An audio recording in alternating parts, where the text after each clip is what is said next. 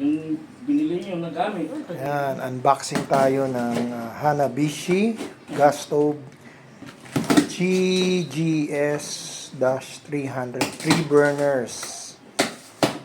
Ayan. Tignan nyo, ang ganda niya kasi yung top niya ay glass top siya.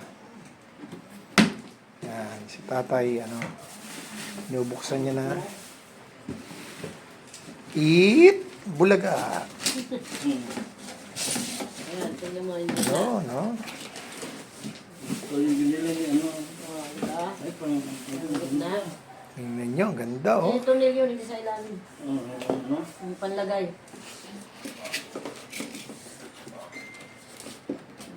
Ano eh?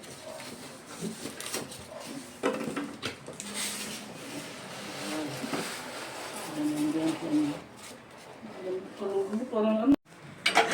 Ayan, so nilalagay natin yung Ito naman. mga parte niya. Ayan. Iba-ibang modelo ito. So yan oh. Tingnan nyo, ang ganda oh. Ganda nga. Oh. Kailangan Tapos glass top siya.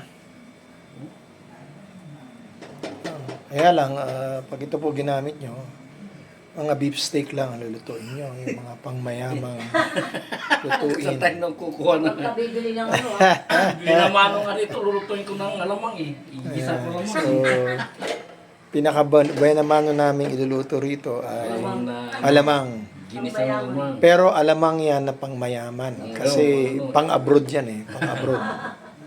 Ibang walang... Okay, so yan ang ating Tsaka biko. Bye-bye.